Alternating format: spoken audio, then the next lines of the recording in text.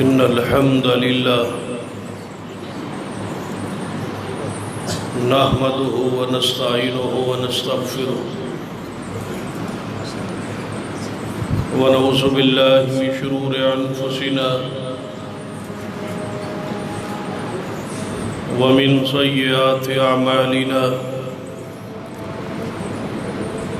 من يهد الله فلا مضل له ومن يضلل فلا هادي له أشهد أن لا إله إلا الله وحده لا شريك له وأشهد أن محمدًا عبده ورسوله أما بعد فإن خير الحديث كتاب الله وخير الهدي هدي محمد صلى الله عليه وآله وسلم وشر الأمور محدثاتها وكل محدثة بدعة وكل بدعة ضلالة أما بعد فأعوذ بالله السميع العليم من الشيطان الرجيم من همزه ونفخه ونفثه بسم الله الرحمن الرحيم إن أول بيت وضع للناس الذي ببكة مباركا وهدى للعالمين رب اشرح لي صدري ويسر لي أمري واحلل عقدة من لساني يفقه قولي رب زدني علما سبحان ربك رب العزة عما يصفون وسلام على المرسلين والحمد لله رب العالمين حضرات،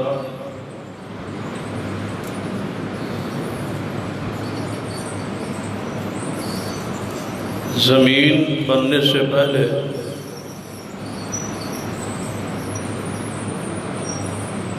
اللہ تبارک و تعالیٰ کا عرش پانی پر تھا۔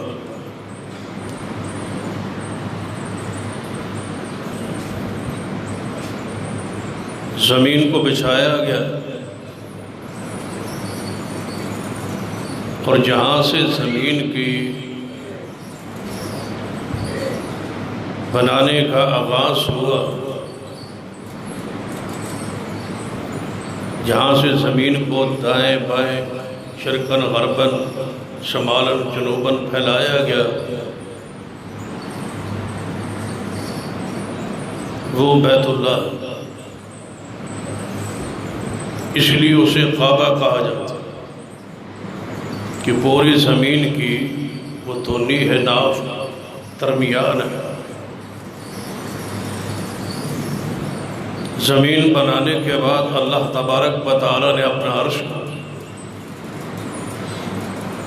ساری مخلوق سے بلند کر دیا، اور اس عرش پر جیسے اس کی شان کے لائق ہے وہ مستوی ہوا، بلند ہوا۔ جس گھر کا ہم طواف کرتے ہیں، لکھا ہے مفسرین و محدثین نے کہ یہیں اللہ کا عرش تھا، اس لیے اسے بیت اللہ کہا جاتا ہے، کعبۃ اللہ کہا جاتا ہے۔ گویا رب نے زمین بنانے سے پہلے جس جگہ کا انتخاب کیا وہ اپنا گھر ہے، وہ بیت اللہ ہے، وہ مسجد ہے۔ ساری زمین بنانے سے پہلے جس جگہ کو بنایا گیا، ان اول بیت وضع للناس،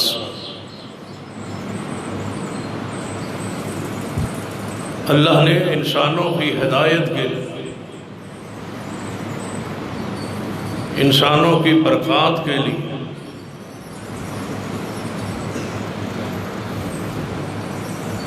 بیت اللہ کو اپنا گھر ٹھہرایا۔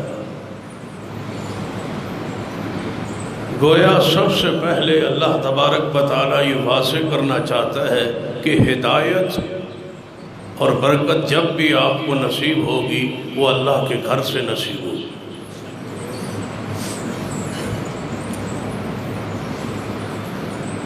اس کے بعد اس کی تعمیر کا آغاز فرشتوں نے کیا۔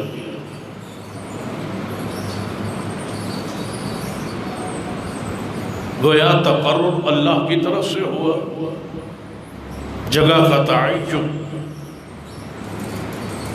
زمین میں مسجد کا، اور اس کو تعمیر اللہ کے فرشتوں نے کی۔ گویا یہ مسجد کی جگہ کا تعین عام عمل نہیں ہے، اس زمین پر سب سے پہلے مسجد کا تعین کس نے کیا؟ اللہ۔ اور پھر مسجد کی تعمیر جو ہے وہ بھی کوئی عام عمل نہیں، سب سے پہلے اس مسجد حرام کو، بیت اللہ کو تعمیر کس نے کیا؟ اللہ کے فرشتوں۔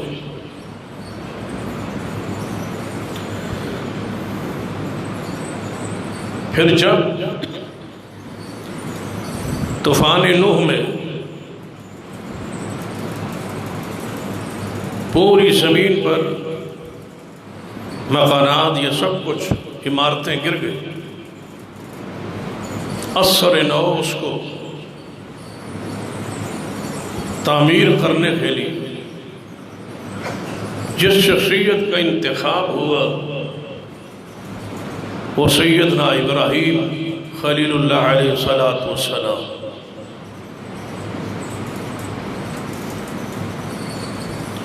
بڑے کھلے دل کے ساتھ بات کو سنیں اور متوجہ رہیں۔ انتہائی اہم گفتگو،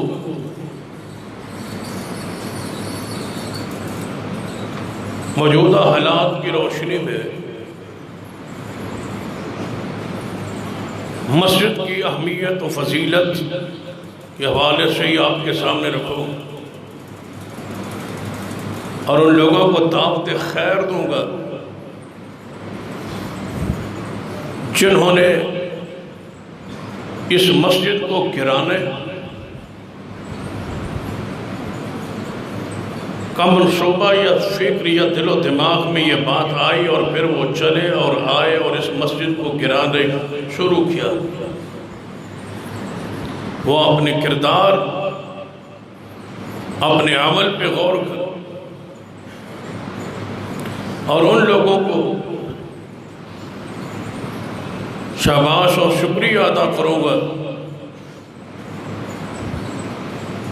کہ انتہائی مبارک ہیں وہ لوگ جن کی کوشش اور محنت سے یہ مسجد گرنے سے پوری طرح محفوظ رہی اور اس کے دفاع کہ یہ جگہ جو ہے حکومت کی ملکیت ہوتی، لہذا یہاں مسجد نہیں بن سکتی۔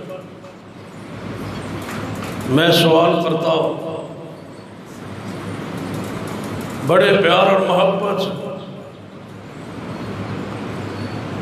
کہ کسی محلے میں جو جگہ سرکاری ہوتی ہے وہ ہوتی کس لیے ہے؟ وہاں کے رہائشی اور مکینوں کی سہولیات اور ضروریات پورا کرنے کے لیے، اس کے علاوہ اس کا کوئی دوسرا مقصد نہیں ہوتا۔ اگر ذمہ میں شامل، فرائض میں شامل ہے، قرآنی نص موجود ہے، الذین مکناہم فی الارض مار دیتا ہے، تو پہلی ذمہ داری کیا ہے؟ اقام الصلاۃ، کہ وہ نظام نماز قائم کرتا ہے، مساجد قائم کرتا ہے۔ یہ حکومت کی ذمہ داری میں، فرائض میں شامل اور داخل ہے۔ لیکن آئیے، دو کردار ہیں، ایک گرانے والوں کا ہے، ایک بنانے والوں کا ہے۔ دونوں اپنے اپنے نصیب پہ، دونوں اپنی فضیلت پر ذرا غور کریں کہ دونوں کی حیثیت کیا ہے، مقام کیا ہے۔ شریعت کی نگاہ میں دیکھنا، سیدنا ابراہیم علیہ السلام کو حکم ہوا بیت اللہ کو تعمیر کیجیے، میرے گھر کو تعمیر کیجیے، اور تعمیر سے پہلے وہاں پیچھے کو ہٹے۔ تو سیدہ ہاجرہ علیہ السلام نے اپنے اور اپنے بیٹے کو دیکھا کہ جنگل میں چھوڑ کے میرا شوہر اللہ کا خلیل چھا رہا ہے۔ پوچھنے کی جسارت کی، اے خلیل اللہ علیہ السلام، کہاں جا رہے ہو؟ یہاں جنگل میں ہمیں چھوڑ کے کہاں جا رہے ہو؟ کوئی آواز جواب نہ دیا، پھر پوچھا، جواب نہ دیا، تیسری مرتبہ انداز سے سوال بدلا، اے خلیل اللہ، کہیں اللہ کا حکم تو نہیں ہے؟ فرمایا ہاں، اشارہ کیا، اپنی انگلی کھا کہ ہاں اللہ کا حکم ہے۔ فرما پھر چلے جاؤ، ہماری سے پریشانی اپنے ذہن میں نہ لینا، جب اس نے حکم دیا ہے پھر اللہ ہمیں کبھی رسوا نہیں کرے یا کبھی پریشان نہیں کرے گا۔ مساجد کے پڑوسی پریشان نہیں ہوا کرتے، مدارس مساجد کے ساتھ رہنے والوں کی عزت اور مقام و شرف، اللہ کی حفاظت میں وہ لوگ آتے ہیں۔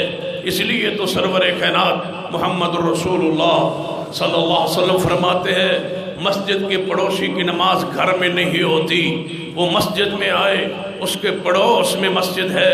مسجد کا پڑوس ہونا یہ بہت بڑی سعادت، عظمت کی بات ہے۔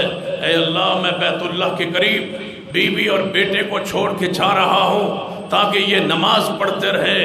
اور اسلام آباد کے دوستو سن لو، اگر تم اپنی رہائش وہاں رکھتے ہو جہاں مسجد نہیں ہے تو یاد رکھنا وقت آئے گا، پچھتاؤ گے، پریشان ہوگے، اولادیں بگڑ جائیں گی، نسلیں ختم ہو جائیں گی، روحانیت ختم ہو جائے گی، نور ختم ہو جائے گا، عقیدہ برباد ہو جائے گا، عمل ختم ہو جائے گا، اولاد مساجد مدارس سے، دین سے، اہل علم سے دور ہو جائے گی۔ اگر چاہتے ہو اس فتنوں کے دور میں اپنی اولاد کی اصلاح چاہتے ہو، اس کا ایک ہی راستہ رہ گیا ہے کہ اپنی اولاد کو وہاں بساؤ جہاں اللہ کا گھر موجود ہو۔ مسجد کا پڑوس اختیار کرو، ربنا لیقیموا الصلاۃ، تاکہ میری اولاد یہاں رہ کے نماز پڑھتی رہے۔ چھوڑا، چلے گئے، واپس پلٹے کچھ عرصے بعد حکم ہوا کہ میرا ذرا گھر تعمیر کیجئے۔ تعمیر کے لیے باپ و بیٹا اکٹھے ہیں، ایک مستری کا کام اور دوسرا مزدور کا کام، ایک پتھر لگانے والا، دوسرا پتھر لانے والا، ایک ابراہیم ہے، ایک اسماعیل ہے۔ اور اس مسجد کو بنانے والوں، اس مسجد کی انتظامیہ بھی غور کرے، اس مسجد کے ذمہ دار غور کرے، مسجد کے صدور غور کرے، مساجد کے ذمہ دار غور کرے، مساجد کے خزانچی غور کرے، مساجد کے خطبہ غور کرے، مساجد کے ائمہ غور کرے، مساجد کے خدام میری بات پہ غور کرے، مساجد میں مؤذن میری بات پہ غور کرے، مسجدوں کے نمازیوں سنو، مسجد کی ذمہ داری اور خدمت کتنی عظیم شخصیات کر رہی ہے۔ پتھر لگانے والے خلیل اللہ نے یہ نہیں کہا میں تو خطیب ہوں، میں تو امام ہوں، میں تو ابراہیم ہوں، میں تو خلیل اللہ ہوں، میرا بیٹا اسماعیل پھول جیسا، یہ نرم و نازک طبیعت والا شخصیت یہ پتھر اٹھائے اور میں پتھر لگاؤں۔ اللہ کی قسم مسجد میں خطیب پر، عالم پر، امام پر، صدر و سیکٹری پر فرض ہے جہاں پیسہ خرچ کرتے ہیں وہ اپنے ہاتھ سے کام کر کے ابراہیم کی یاد کو بھی تازہ کیجیے، اپنے ہاتھ سے مزدوری کر کے، اپنے ہاتھ سے اینٹیں لگا کے، صفائی کر کے۔ جانتے ہو صفائی کرنا مسجد کی سرور کائنات محمد رسول اللہ صلی اللہ علیہ وسلم کی حدیث ہے، آپ نے ارشاد فرمایا جس بندے کو مسجد میں صفائی کرتے دیکھو اس بندے کے ایمان کی گواہی دو، یہ بندہ مومن ہے، تبھی تو مسجد صاف کر رہا ہے، مسجد میں جھاڑو دے رہا ہے۔ ایک حدیث سناتا ہوں جو صحیح البخاری میں ہے، سرور کائنات محمد رسول اللہ صلی اللہ علیہ وسلم نماز کے لیے اپنی مسجد میں تشریف لائے، توجہ میری طرف رہے، عظمت مصطفیٰ کی ذہن و دماغ میں رہے، آپ کی شان، آپ کا مقام، آپ کی رفعت، آپ کی بلندی، آپ کے درجات، آپ کی ادب و احترام کا تقاضا کیا ہے کہ وَرَفَعْنَا لَكَ ذِكْرَكَ، یہ مقام، یہ شان ہے۔ لیکن مسجد کے اندر آپ کا انداز دیکھنا، حدیث صحیح البخاری ہے، نبی رحمت صلی اللہ علیہ وسلم اپنی مسجد نبوی میں تشریف لائے، جب تشریف لائے تو دیکھا سامنے دیوار جو قبلے کی طرف دیوار تھی، اس دیوار پر دیکھا کسی بندے نے، کسی شخص نے بے خیالی میں آ کے تھوک پھینک دی ہے، بلغم پھینک دی ہے۔ وہ دیوار مسجد نبوی پر نبی علیہ السلام کو نظر آئی، کہہ سکتے تھے اے صدیق اس کو صاف کرو، اے عمر اس کو صاف کرو، اے عثمان، اے علی، طلحہ، زبیر، سعد و سعید، کئی اصحاب موجود ہیں، اس کو صاف کرو۔ کسی صحابی کو نہیں کہا۔ سیدنا انس بن مالک رضی اللہ تعالیٰ عنہ فرماتے ہیں کہ نبی علیہ السلام کے ہاتھوں کو میں نے دیکھا اور میں نے ہاتھوں کو چھوا، اتنے نرم و نازک تو ریشم بھی نہیں ہوتا جتنے نبی علیہ السلام کے ہاتھ نرم تھے، صفائی ستھرائی کا انداز ان سے پاکیزہ رب کی مخلوق میں کوئی نہیں۔ لیکن ہوا کیا؟ فرماتے ہیں نبی علیہ السلام خود آگے بڑھے، اپنے ہاتھ سے اس جگہ کو صاف کر رہے ہیں، کھرچ رہے ہیں۔ مسجد کی صفائی ستھرائی کون کر رہا ہے؟ جس جیسا رب کی مخلوق میں کوئی نہیں ہے، اور محمد مصطفیٰ صلی اللہ علیہ وسلم۔ یہ کوئی معمولی کام ہے، یہ کوئی معمولی احساس ہے؟ آپ خود آگے بڑھے، اپنے ہاتھ سے اس جگہ کو صاف کیا، کھرچا، اور رہتی دنیا تک پیغام دے گئے کہ مسجد کو صاف کرنا کسی حقیر بندے کا کام نہیں ہے، مسجد کو صاف کرنا اس ہستی نے یہ سنت بنا دی ہے جس جیسا اللہ نے اپنی مخلوق میں پیدا ہی کوئی نہیں کیا۔ شان میں، مقام میں، حسن میں، جمال میں، بلندی میں ان جیسا کوئی نہیں ہے۔ کاش گرانے والے اور بنانے والے سوچتے کہ ہم کیا کر رہے ہیں۔ اب حضرات آیت قرآنیہ کی طرف آئی، حکم ہوا ابراہیم میرا گھر تعمیر کرو، تعمیر کرنے لگے۔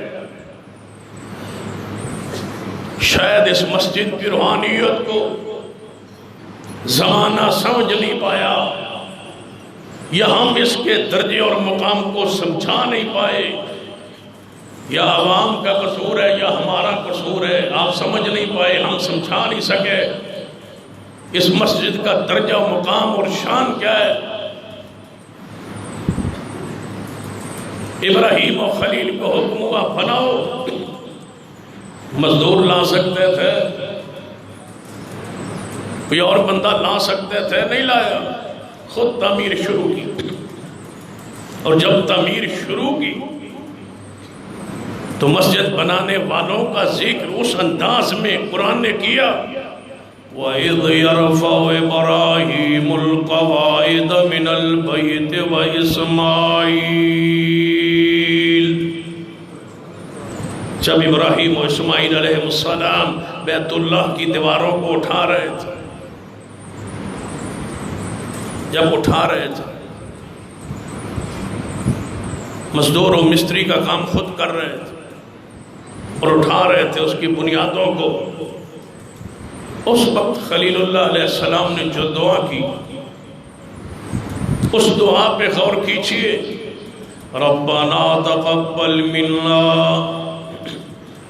ربنا تقبل منا انک انت السمیع العلیم۔ اے اللہ ہم تیرا گھر تعمیر کر رہے ہیں، اس محنت کو، اس کوشش کو قبول فرما لے۔ کیا مانا؟ جب مسجد بن رہی ہو، جب مسجد بنائی جا رہی ہو، اس وقت دعا کی ہوئی اللہ رد نہیں کرتا، ساتھ ساتھ دعا کرتے جائیں، اللہ اس محنت کوشش کو قبول کر لے۔ اگلی بات، یا اللہ یہ مسجد صرف بنتی رہے نہیں، ربنا وجعلنا مسلمین لک، اے اللہ دوسری دعا، ہم دونوں کو مسلمان بنا، مطیع و فرما بردار بنا مسجد رہے ہیں، فرمائے اللہ ہمیں نمازی بنا دے، صرف تعمیر ہی نہ کرے، نمازی بنا، اپنے لیے بردار بنا۔ ایک اور معنی کرنے لگا ہوں، ربنا وجعلنا مسلمین لک، اے اللہ ہمیں مسجد بنا رہے ہیں، ہمارے ہاتھ اور زبان سے کسی دوسرے کو تکلیف نہ ہو، ہمیں ایسا بنا۔ فرمایا کیا تھا کہ اے اللہ ہمیں، توجہ ہے آپ کی، کیا فرمایا تھا کہ اے اللہ ہمیں مسلمان بنا۔ مسلمان کون ہوتا ہے؟ المسلم من سلم المسلمون من لسان و یدہ، مسجد بنانے والے نرم دل ہوتے ہیں، مسجد بنانے والے مہمان نواز ہوتے ہیں، مسجد بنانے والے بااخلاق ہوتے ہیں، مسجدوں کے صدر، سیکرٹری، خزانچی، مسجدوں کے ذمہ دار، مسجدوں کے متولی، مسجد بنانے چلانے والے اپنے ہاتھ اور زبان سے کسی کو تکلیف نہیں دیتے۔ ربنا وجعلنا مسلمین لک، بنا دے اللہ اس مسجد کے ذریعے، ہماری اس تعمیر کے ذریعے، اس عمارت کے ذریعے، اس کی دعوت کے ذریعے کسی کو تکلیف نہ ہو۔ وَمِن ذُرِّيَّتِنَا أُمَّةً مُسْلِمَةً لَكَ، اے اللہ ایک ہماری اولاد میں سے ایک جماعت، ایک گروہ ہمیشہ اسلام پر، دین پر قائم رکھ، جو اس مسجد کو، بیت اللہ کو آباد رکھ۔ وَأَرِنَا مَنَاسِكَنَا وَتُبْ عَلَيْنَا إِنَّكَ أَنْتَ التَّوَّابُ الرَّحِيمُ، اے اللہ اس بیت اللہ کے اندر عبادت کا جو طریقہ ہے وہ تو سمجھا دے، ہم اپنی مرضی سے عبادت کرنے والے نہیں ہیں۔ وَأَرِنَا مَنَاسِكَنَا، مسجد ہے تو نماز بھی ہو، نماز ہو تو رسول اللہ صلی اللہ علیہ وسلم کی سنت آپ کے طریقے جیسی ہو۔ ربنا ارنا مناسکنا، اللہ اس بیت اللہ کے اندر عبادت کے طریقے ہمیں سمجھا دے۔ مسجد بنانا بھی فرض ہے اور مسجد کے اندر عبادت بھی فرض ہے، اور عبادت کے اندر طریقے مصطفیٰ بھی فرض۔ اور پھر دعا کی، بیٹھے پھر دعا کی، مسجد بنانے کے بعد دعا کہ یا اللہ مسجد کے لیے کوئی اے سی کا انتظام کر، نہیں قالین چاہیے، نہیں کیا چاہیے؟ ربنا وبعث فیہم رسولا منہم، اے اللہ میں تعمیر کر دی ہے، مجھے اس کا امام دے دے۔ ہم مسجد مضبوط بناتے ہیں، امام مضبوط نہیں رکھتے۔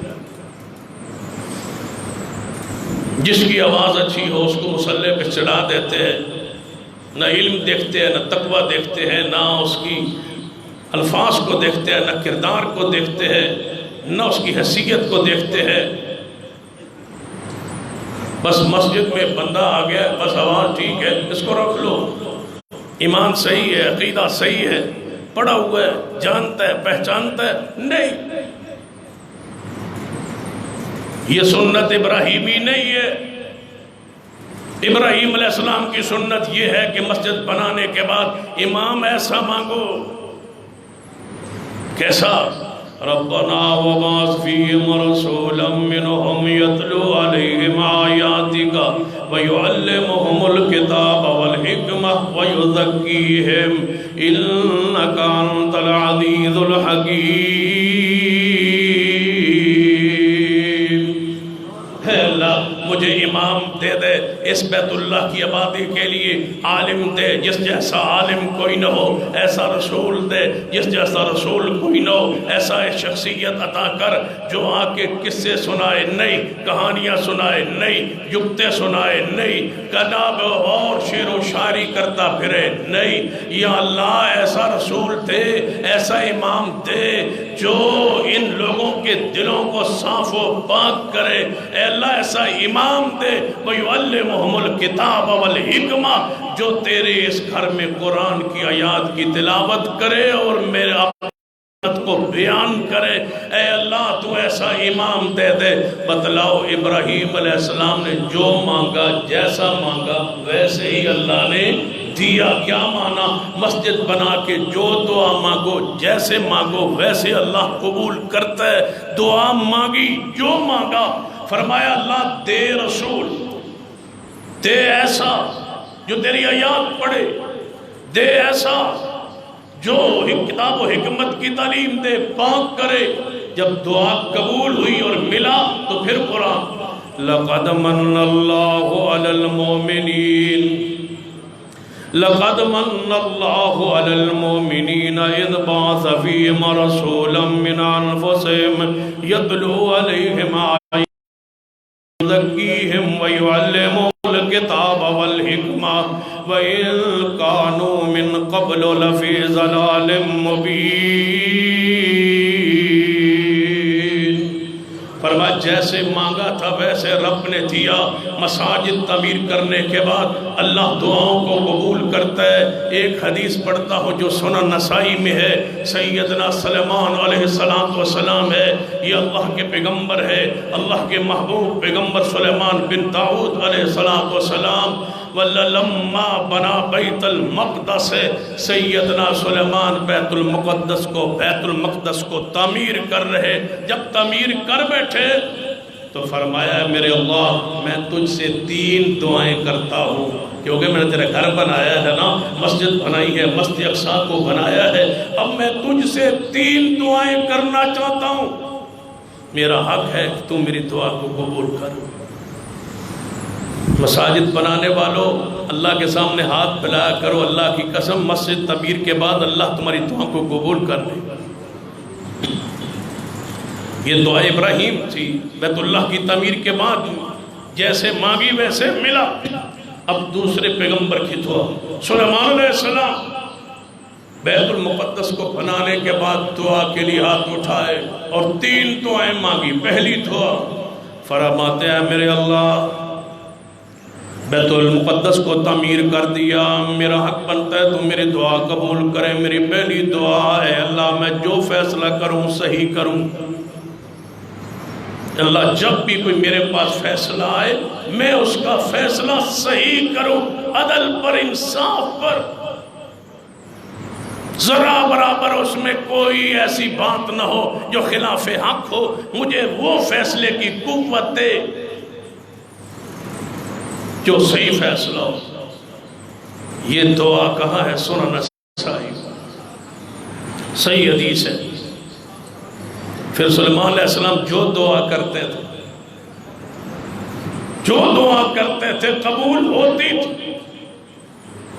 دعا کیا کی کہ اے اللہ مجھے جو فیصلہ میرے پاس آئے اس کا میں فیصلہ صحیح کروں۔ 2 عورتیں، دونوں کے چھوٹے چھوٹے بچے،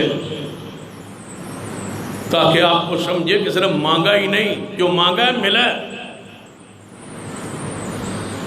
دونوں نے اپنے اپنے بچے رکھے زمین پہ، کپڑے پہ لٹائے، اپنے خیال میں عورتیں ہوئی۔ بھیڑیا آیا، ایک کے بچے کو اٹھا کے لے۔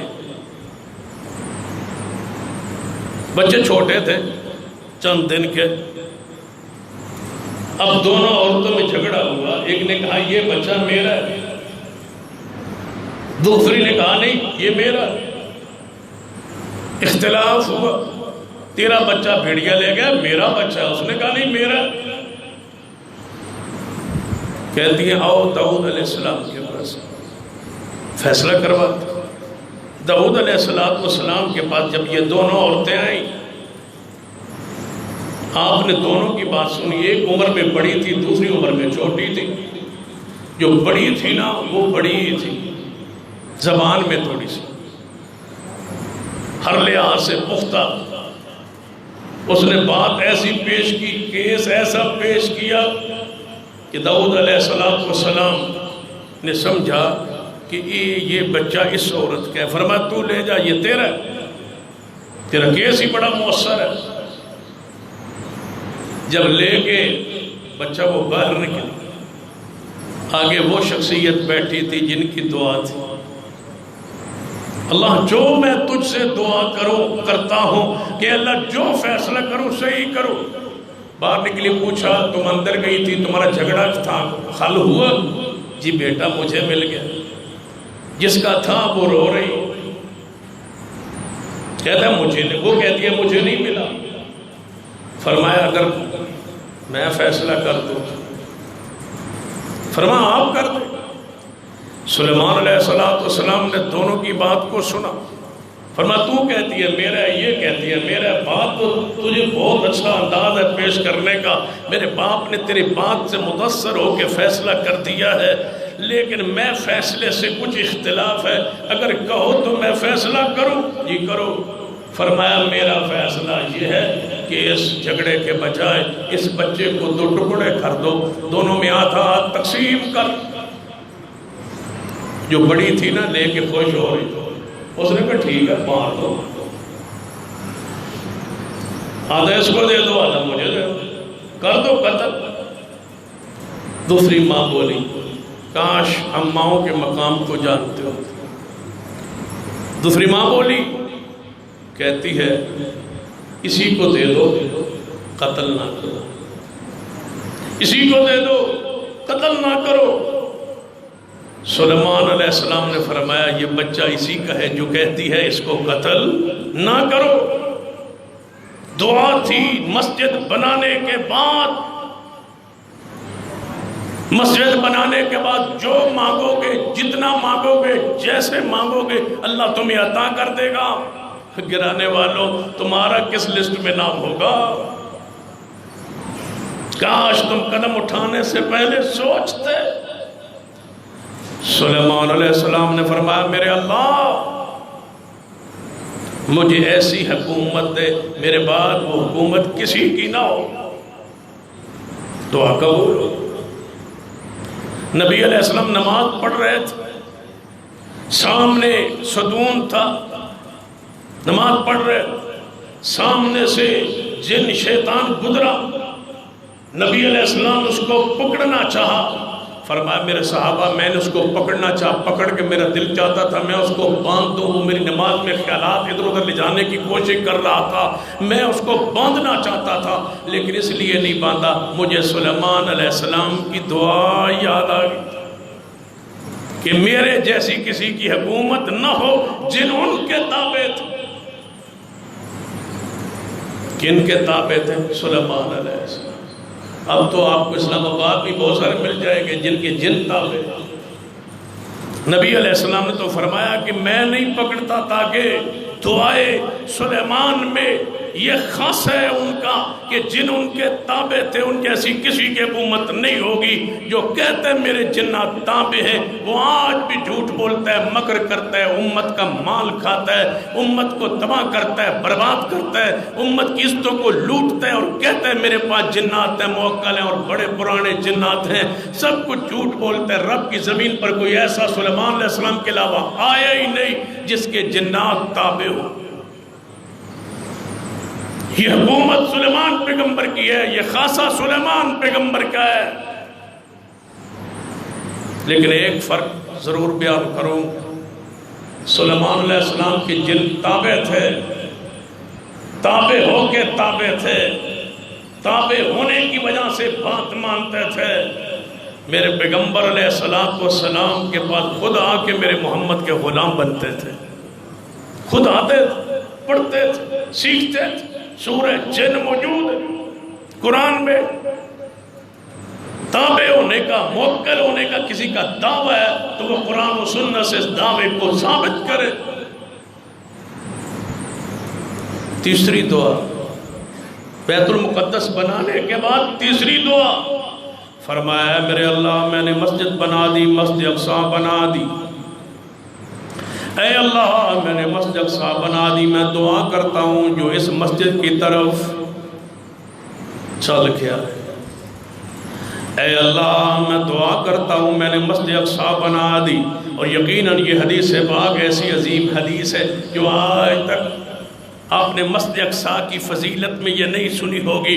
سنن نسائی کی یہ حدیث ہے، سیدنا سلیمان دعا کر رہے ہیں، فرماتے ہیں میرے اللہ میں دعا کرتا ہوں یہ مسجد میں نے بنا دی، جو بندہ بھی ارادہ کر کے نیت کر کے خالص نماز پڑھنے کے لیے آئے، مسجد اقصی میں میری بنائی ہوئی مسجد میں نماز پڑھنے کے لیے آئے، جو ہی وہ نماز پڑھ کے مسجد سے باہر نکلے اس کو گناہوں سے ایسے صاف کر دے جیسے آج ماں کے پیٹ سے پیدا ہوا ہے۔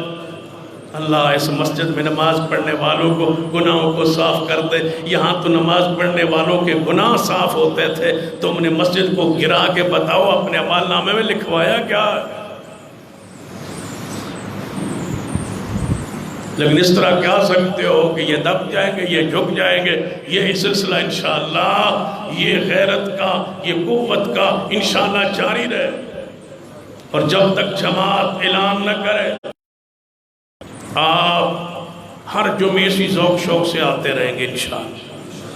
علماء کرام مختلف آتے رہیں گے، آپ کو خطابات سناتے رہیں گے، آپ جرت اور ہمت کے ساتھ مسلکی اور منہجی اسلام اور دین کی خدمت سمجھتے ہوئے آپ ہر جمعے انشاءاللہ اسی ذوق شوق کے ساتھ آتے رہیں گے انشاءاللہ۔ اپنی قوت جاگنے کا وقت، حالانکہ بڑے ساتھیوں نے بہت دفعہ کہا جمعے کا، لیکن میں نے جمعہ نہیں دیا آج تک، لیکن حضرت علامہ پروفیسر ساجد میر حفظ اللہ کا حکم ہوا کہ آپ نے جمعہ وہاں پڑھا تو میں حاضر ہو گیا، اور انشاءاللہ خطبہ کرام علماء کرام آگے بھی خطبات میں آتے رہیں گے انشاءاللہ، اور اس مسجد کے لیے انشاءاللہ جب بھی ہمیں آواز آئی انشاءاللہ ہم پیچھے نہیں ہٹیں گے۔ حدیث پاک کو سن لیں، عبرہ خسر سلیمان علیہ السلام کی دعا، اور بتایا مساجد کی حیثیت اور مقام کیا ہے۔ میرے اور آپ کے پیر و مرشد جناب محمد صلی اللہ علیہ وسلم جامع ترمذی کی حدیث ہے، ابن عباس رضی اللہ عنہ راوی ہیں، فرماتے ہیں نبی علیہ السلام فرماتے ہیں میں نے خواب میں اپنے اللہ کو دیکھا، خواب میں رأیت فی المنام، میں نے اللہ کو ایسی صورت پیاری بھی دیکھا، بہت زیادہ خوبصورت۔ جب محمد مصطفیٰ کہیں بہت زیادہ خوبصورت، بتلاؤ وہ کتنا خوبصورت ہوگا۔ اللہ کو دیکھا، اہل و سنہ کا اجماع ہے اس بات پر، محدثین کا، کہ دنیاوی آنکھ سے کسی نے رب کو دیکھا نہیں، اہل ایمان جنت میں دیکھیں گے، خواب میں دل کی آنکھ کے ساتھ محمد مصطفیٰ نے اپنے رب کو دیکھا۔ یہ جامع ترمذی کی حدیث فرماتے ہیں جب میں نے رب کو بڑی خوبصورت صورت میں دیکھا تو اللہ تعالیٰ نے پوچھا اے محمد صلی اللہ علیہ وسلم، آپ کو ملائے اعلیٰ میں مقرب ترین بڑے فرشتوں میں جو ثواب و نیکیاں اجر لکھتے ہیں، کچھ آوازیں آ رہی، آپس میں باس مباحثے، کچھ جھگڑے کی آوازیں آ رہی۔ نبی علیہ السلام نے فرمایا میرے اللہ مجھے کوئی آواز نہیں آ رہی۔ نبی علیہ السلام نے فرمایا جب میں نے کہا کہ مجھے کوئی آواز نہیں آ رہی تو اللہ نے اپنا ہاتھ میرے دو کندھوں کے درمیان رکھا اور میرا دل ٹھنڈا ہو گیا، پرسکون ہو۔ جب کندھا مصطفیٰ کا ہو، ہاتھ رب کا ہو، میرا دل ٹھنڈا ہو گیا۔ جب ٹھنڈا ہوا نا تو مجھے زمین و آسمان کی ساری چیزیں نظر آنے لگی۔ اب رب نے پوچھا ہے محمد صلی اللہ علیہ وسلم اب سناؤ کچھ آوازیں آ رہی؟ فرمایا ہاں یا اللہ آوازیں آ رہی ہیں، کفارات لکھے جا رہے، کفارات لکھے جا رہے، لکھنے کی آوازیں آ رہی ہیں، فرشتے جھگڑ رہے ہیں۔ ایک فرشتہ کہتا ہے یہ ثواب میں لکھوں گا، دوسرا کہتا ہے یہ میں لکھوں گا، تیسرا کہتا ہے میں لکھوں گا، میں اتنا لکھوں گا، دوسرا کہتا ہے میں اتنا لکھوں گا۔ کفارات میں کچھ اعمال ایسے جن کو لکھنے میں فرشتے جھگڑ رہے۔ فرمایا کس میں؟ فرمایا کفارات میں فرشتے کہہ رہے ہیں کہ جو نماز پڑھنے کے بعد مسجد میں بیٹھا ہے اس کا ثواب ہم لکھیں گے، دوسرا کہتا ہے نہیں ہم لکھیں گے، تیسرا کہتا ہے نہیں میں لکھوں گا، چوتھا کہتا ہے میں لکھوں گا۔ جھگڑتے ہیں ان لوگوں کا ثواب لکھ دینے کے لیے جو مسجد میں نماز پڑھ کے بیٹھے، انتظار ہے چلو آئے ہیں تو عصر پڑھ کے جائیں، آئے ہیں تو چلو مغرب پڑھ کے جائیں، آئے ہیں تو چلو عشاء پڑھ کے جائیں۔ جھگڑ رہے ہیں فرشتے اس کا ثواب میں لکھوں گا۔ اور دوسرا فرمایا جو بندہ مسجد کی طرف پیدل چل کے آ رہا ہے فرشتے بھی میں لکھوں گا، دوسرا کہتا ہے میں لکھوں گا، تیسرا وہ شخص جو نہ چاہتے ہوئے سردی کے اندر ٹھنڈا پانی، گرمی کے اندر گرم پانی ہے وضو کے لیے، نہ چاہتے ہوئے سوار کے وضو کرتا ہے، فرشتے جھگڑتے ہیں اس کا ثواب ہم لکھیں گے، دوسرا کہتا ہے میں لکھوں گا۔ اور یا اللہ کچھ درجات پر بحث ہو رہی ہے، جن کے درجے بلند ہوتے ہیں وہ کون ہے؟ فرمایا جو سلام پھیلائے، جو دوسروں کی دعوت کرے، جو رات کو دنیا سو رہی ہو جاگ کے نماز پڑھے تہجد، اس کے درجات کتنے بلند ہونے ہیں۔ فرشتے جھگڑ رہے ہیں، کہتے ہیں میں لکھوں، دوسرا کہتا ہے میں لکھوں۔ اللہ پاک نے فرمایا محمد صلی اللہ علیہ وسلم، یہ خواب رسول ہے، اے محمد صلی اللہ علیہ وسلم یہ کفارات، یہ گناہوں کا مٹنا، یہ ساری فضیلتیں کس کے ساتھ ہیں؟ مسجد کے ساتھ۔ فرمایا محمد صلی اللہ علیہ وسلم ایک دعا میں آپ کو سکھاتا ہوں، وہ نماز میں پڑھا کرو۔ خواب کس کی ہو؟ محمد مصطفیٰ کی، سکھلانے والا کون ہو؟ اللہ۔ فرمایا یہ دعا پڑھا کرو، اللہم انی اسألک فعل الخیرات و ترک المنکرات و والمساکین۔ اے اللہ میں تجھے اچھے کام کرنے کی سوال کرتا ہوں، مجھے توفیق دے میں اچھے کام کروں۔ اے اللہ مجھے توفیق دے میں برے کاموں سے رک جاؤں۔ اے اللہ مجھے توفیق دے مسکینوں کے ساتھ محبت کروں۔ وَإِذَا أَرَدْتَ بِعِبَادِكَ فِتْنَةً فَاقْبِضْنِي إِلَيْكَ غَيْرَ مَفْتُونٍ۔ اور اے اللہ جب تو دنیا میں فتنے فساد عام ہو جائیں، لوگ فتنوں کا شکار ہونے لگے، فتنے نازل ہونے لگے، میں کمزور ہوں، فتنوں سے نہیں بچ سکتا، یہ موبائل کا فتنہ، یہ شرک کا فتنہ، یہ بدعات کا فتنہ،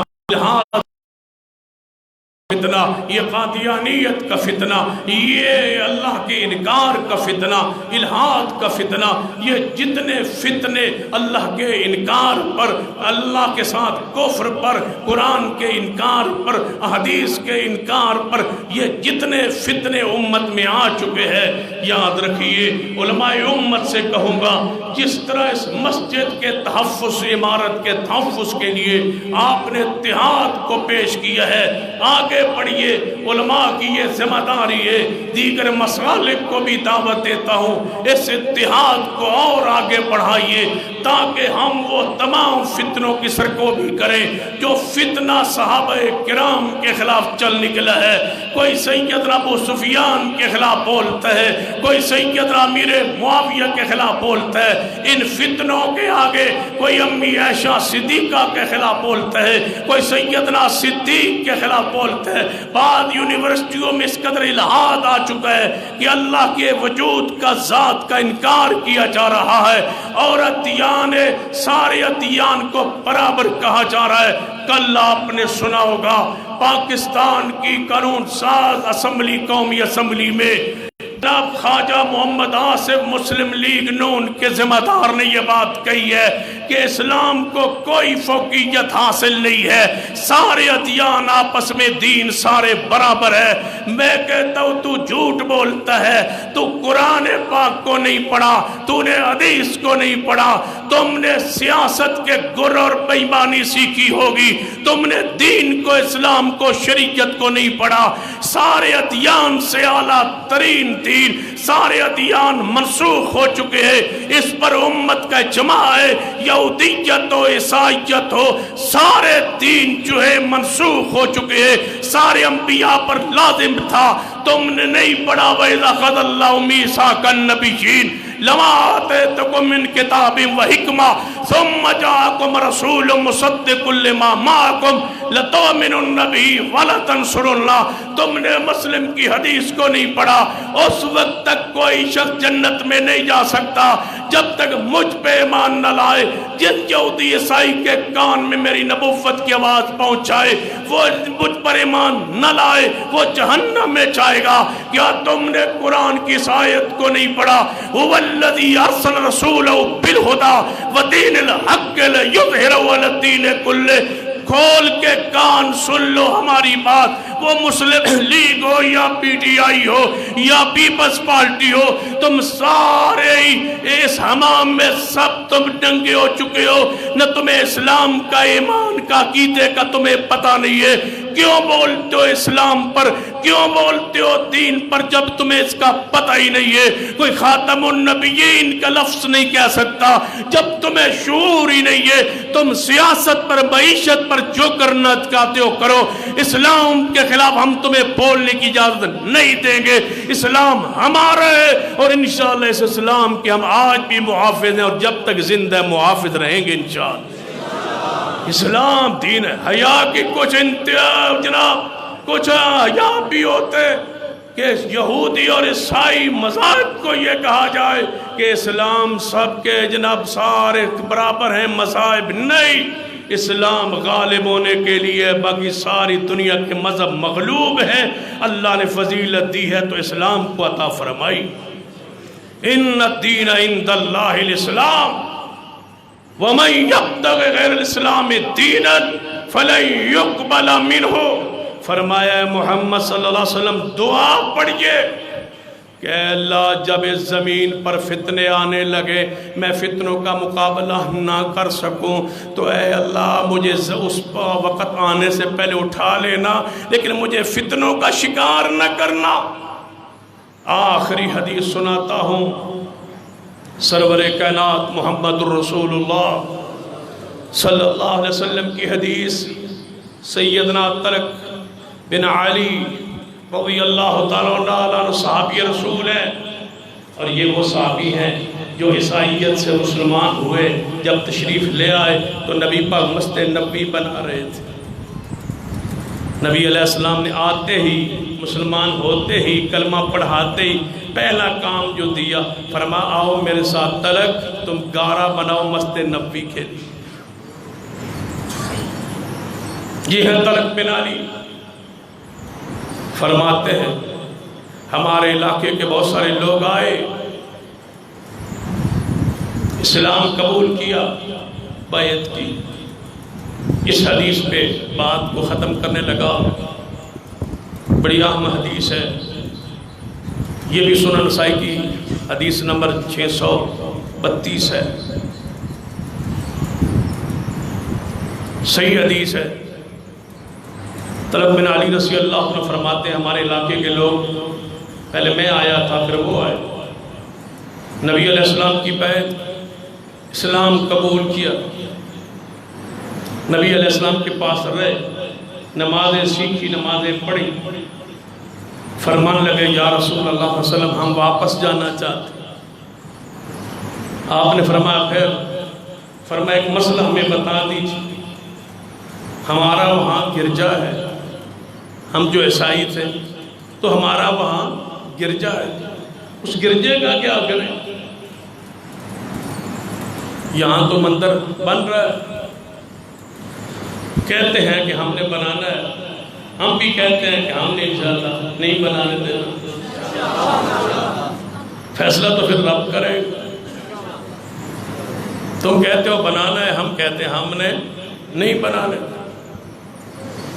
کبھی تم کہا کرتا تھے کہ بغاوت کر دو، سول نافرمانی کر دو، بل نہ دو، ٹیکس نہ دو پہلی حکومت کو۔ اب ہم بھی کہیں گے پھر کہ ہم بھی سول نافرمانی شروع کر دیں کہ ہم مندر نہیں بنانے دیں گے، نہیں بننا چاہیے۔ یہ صحابہ کرام فرماتے ہیں یا رسول اللہ ہم عیسائی سے مسلمان ہو گئے، ہمارا گرجا ہے، واپس جا رہے، گرجے کا کیا کرے؟ نبی علیہ السلام نے فرمایا جا کے جاتے ہی نہ توڑ دو، گرجا توڑ دو۔ یا رسول اللہ پھر فرمایا وہاں مسجد بنا دو، گرجا توڑ کے کیا بناؤ؟ ہندوؤں نے بابری مسجد کو گرا کے مندر بنانا شروع کیا، ہم نے مسجد گرا کے ہم نے بھی مندر بنانا شروع کیا، کیسے برابر ہو؟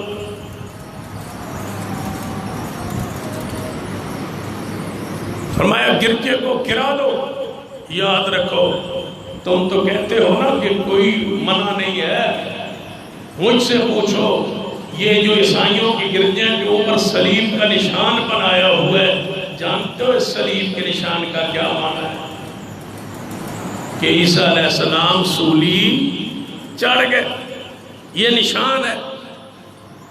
عمر بن عبدالعزیز رحمہ اللہ نے کہا تھا چاہو جہاں تک میری حکومت ہے گرجوں کو ٹھیک ہے جو بنے ہوئے عیسائیوں کے گرجے رہنے دو، ایک اوپر سے صلیب توڑ دو، اس لیے کہ ما قتلوہ وما صلبوہ۔ قرآن کہتا ہے کہ عیسیٰ علیہ السلام سولی نہیں چڑھے، اس کو کاٹ دو، میں نہیں برداشت کرتا۔ صلیب کو کٹوا دیا تھا کہ یہ گرجے پر نشان نہ ہو، اور تم اندر بتوں کی پوجا کا دوبارہ اسلام آباد میں آغاز کرانا چاہتے ہو، بت گاہ اور اسلامی حکومت میں، اسلامی ریاست میں، اسلام آباد میں، دارالحکومت میں مندر ہندوؤں کا۔ سن لیجئے، فرمایا جاؤ گرا دو۔ فرمایا یا رسول اللہ صلی اللہ علیہ وسلم ہم چاہتے ہیں اس کا افتتاح کوئی بنیاد مسجد کی آپ رکھے۔ کچھ آپ نے فرمایا لازم بات ہے، دوسرا ملک ہے وہاں تو میں آ نہیں سکتا، میں تجھے پانی دیتا ہوں، یہ پانی لے جو۔ پانی لے کے ایک برتن میں پانی ڈال لیا، نبی علیہ السلام نے وضو کیا، وضو کے درمیان کلی کی، کلی اور وضو کا پانی اس برتن میں ڈال کے دیا، فرمایا جاؤ مسجد کی بنیادوں میں محمد کا یہ استعمال کیا، وہ پانی ڈال دینا، جاؤ یہ پانی لے۔ صحابہ اکرام فرمان لگے یا رسول اللہ صلی اللہ علیہ وسلم سفر لمبا ہے، گرمی کی شدت ہے، اور یہ جو پانی ہے تھوڑا ہے، یہ تو راستے میں خشک ہو جائے گا، سوکھ جائے گا، ہم تو جائیں گے تو یہ پانی بوتل میں یا اس برتن میں ہوگا ہی نہیں، تو پھر ہم کیا کریں؟ زیادہ پانی دینا۔ آپ نے فرمایا میرے صحابہ جہاں جہاں جاتے جاؤ، جہاں رکتے جاؤ، جہاں کھانا پینے کے لیے رکو، اس میں تھوڑا سا پانی اور ڈالیں، پانی ڈالتے جانا۔ یا رسول اللہ وہاں تک جاتے ہوئے دوسرے ملک میں علاقے میں پانی اور ڈالتے تمہارا جو دم برکت والا پانی ہے وہ تو تھوڑا اور وہ زیادہ، برکت کتنی ساری رہ جائے۔ یہاں لکھا ہے محدثین نے کہ زمزم کے پانی میں اور پانی ڈالنے سے زمزم کے پانی کی برکت ختم نہیں ہوتی بلکہ بڑھتی ہے۔ فرمایا جب وہ پانی تم ڈالو گے نا، میں محمد تمہیں بشارت دیتا ہوں برکت کم نہیں ہوگی، برکت زیادہ ہوگی۔ وہ لے گئے، جا کے کرچے کو توڑا، پانی محبوب کا چھڑکا، مسجد کی بنیاد رکھی، مسجد کو بنایا، اور بنا کے اذان کے لیے بندہ مسجد پر چڑھا، اذان دی۔ اس علاقے میں راہب تھا، اس گرجے کا پہلا خطیب راہب، وہ تو مسلمان نہیں ہوا تھا۔ جب اس نے سنا نا کہ مسجد کے گرجا گیا، مسجد بن گئی، اذان ہوئی، تو بالکل مسجد کے باہر کھڑا تھا، ادھر ایک بہت اونچا ٹیلا تھا، وہ راہب دوڑا اور کہنے لگا دعوت حق، دعوت حق، اللہ کی قسم یہ اذان حق ہے، یہ اذان حق ہے، یہ اذان حق ہے، یہ دعوت حق ہے، جو یہ کیا گیا ہے یہ حق ہے۔ دوڑا اور ٹیلے پر چڑھا اور آگے چلا گیا۔ صحابہ فرماتے ہم نے دوبارہ اس کو واپس آتے نہیں دیکھا، لیکن جاتے ہوئے مسجد دیکھ کے پادری کہتا تھا کہ یہ دعوت بھی حق ہے، یہ اسلام بھی حق ہے، یہ دین بھی حق ہے، یہ شریعت بھی حق ہے، یہ مسجد بھی حق ہے۔ کاش عیسائی پادری کہہ رہا ہے کہ اسلام، دین، نماز، مسجد حق ہے، اور تم مسجد گرانے پہ لگے ہو۔ اللہ سے ڈریے، اور انشاءاللہ یہ مساجد کے لیے یہ خوشخبری ہے انشاءاللہ کہ یہ مساجد جنت کی کیاریاں، جنت کے باغات ہیں، اور انشاءاللہ ہم ان سے چرتے رہیں گے، کھاتے رہیں گے، ان کو نماز قرآن کی تلاوت کے ذریعے آباد کرتے رہیں گے۔ اقول قولی ھذا واستغفر اللہ لی ولکم ولسائر المسلمین وآخر دعوانا الحمد للہ رب العالمین۔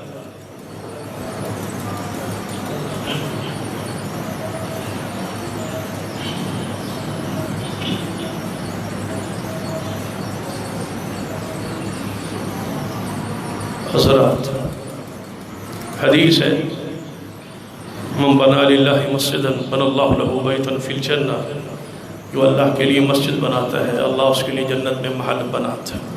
دوسری حدیث میں ہے جو چڑیا یا کبوتر فاختہ کے گھونسلے کے برابر مسجد بناتا ہے اللہ اس کا بھی جنت میں گھر بناتا ہے۔ تو اس کا کیا معنی ہے فاختہ کا اور چڑیا کا؟ چڑیا کے گھونسلہ جو ہوتا ہے وہ بالکل چھوٹا سا ہوتا ہے کبوتر کا، اس کے برابر مسجد اگر بنا دی جائے تو کوئی بندہ اس میں نماز نہیں پڑھ سکتا۔ تو یہ پھر کیا معنی ہے اس کا؟ محدثین نے ایک معنی یہ کیا ہے کہ چھوٹا سا چھوٹا بھی اللہ کا گھر بنا دے، چھوٹی سے چھوٹی مسجد بنا دے جہاں 3 بندے کھڑے ہو سکتے ہو، 2 بندے اور ایک نمازی کا امام، تب بھی یہی ثواب ہے۔ اور بعض محدثین نے یہ لکھا ہے کہ جو فاختہ کا کبوتر کا گھونسلہ ہے نا، اس کو اگر ناپ لے تو یہ ایک اینٹ اس میں کھڑی ہو سکتی ہے، ایک اینٹ اس میں کھڑی ہو سکتی ہے۔ تو حدیث کا معنی یہ ہے کہ جو ایک اینٹ بھی لگا دے اللہ اس کے لیے بھی جنت کا گھر بنا دے۔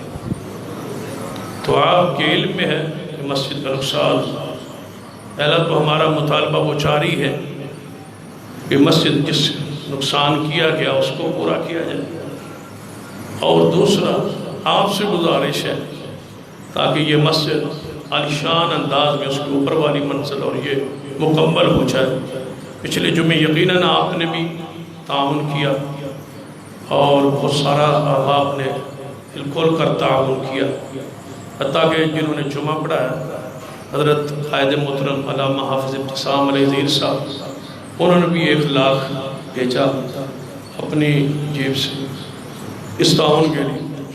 تو اب یہ مجھے بتایا گیا کہ حافظ صاحب نے بھی، جب میں ممبر میں چڑھ رہا تھا محترم حاجی رفیق صاحب بتلا رہے تھے کہ حافظ صاحب نے بھی تعاون کیا ہے، بھیجا ہے۔ تو اس کا مطلب کیا تھا کہ آپ بھی پڑھا رہے ہیں تو آپ بھی بھیجیں۔ اس کا مطلب میں تو یہی سمجھا وہ تعویل اچھی کی ہے، تو انشاءاللہ جتنا انہوں نے بھیجا ہے اتنا میں بھی بھیجوں گا۔ آپ ذرا محبت فرمائیں، آپ کی ذرا شفقت فرمائیں کہ آپ تعاون کریں تاکہ اس مسجد کی یہ جو کام باقی ہے یہ پورا ہو جائے اور آپ کے لیے صدقہ جاریہ بن جائے۔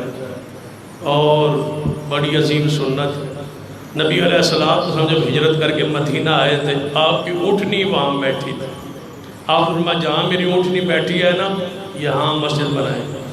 پوچھا جگہ کس کی ہے؟ یا رسول اللہ سال سہیل کی ہے۔ فرمایا وہ اس جگہ کو کیا کرتے ہیں؟ یا رسول اللہ کھجوریں یہاں پھیلا کے نا خشک کرتے ہیں۔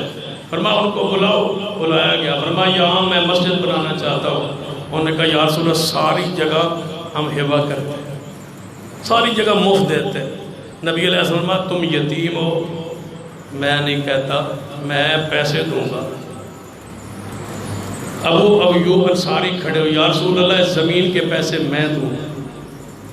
تو یہ محبت، یہ ذوق، یہ شوق تھا صحابہ کرام میں۔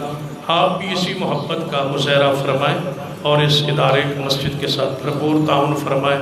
مجھے امید ہے کہ آئندہ جو خطبات میں بھی انشاءاللہ آپ آتے رہیں گے، کیا خیال ہے انشاءاللہ، اور تعاون بھی انشاءاللہ کرتے رہیں گے، اور معروف انشاءاللہ علماء اور خطبہ کرام بھی تشریف لاتے رہیں گے۔ اور اس وقت تک، جس وقت تک اس مسجد کی رجسٹریشن اور سارے معاملات مکمل نہیں ہوتے اور اس کو مسجد تسلیم نہیں کیا جاتا، اس وقت تک انشاءاللہ ہم اپنا یہ احتجاج انشاءاللہ جاری رکھیں اور انشاءاللہ اس مسجد کو جماعت کا عظیم الشان مرکز بنائیں گے انشاءاللہ۔ کیا آپ انشاءاللہ ساتھ ہیں؟ انشاءاللہ آتے رہیں گے، پیچھے تو نہیں ہٹیں گے۔ اللہ تعالیٰ مجھے اور آپ کو توفیق عطا فرمائے۔ سارے ساتھی نماز کے بعد تعاون کر کے جائیں اور یہاں آگے جمع کرا دیں میرے پاس، یا پیچھے ساتھی کھڑے ہو گئے وہاں جمع کرا دیں۔ کوئی ساتھی کار خیر سے محروم نہ رہے۔ ایک ساتھی بھی ایسا نہیں ہونا چاہیے، پورے اجتماع ایک ساتھی ایسا نہیں ہونا چاہیے جو دے کے نہ جائے۔ ہر ساتھی اپنی طاقت کے مطابق ضرور حصہ ڈالے۔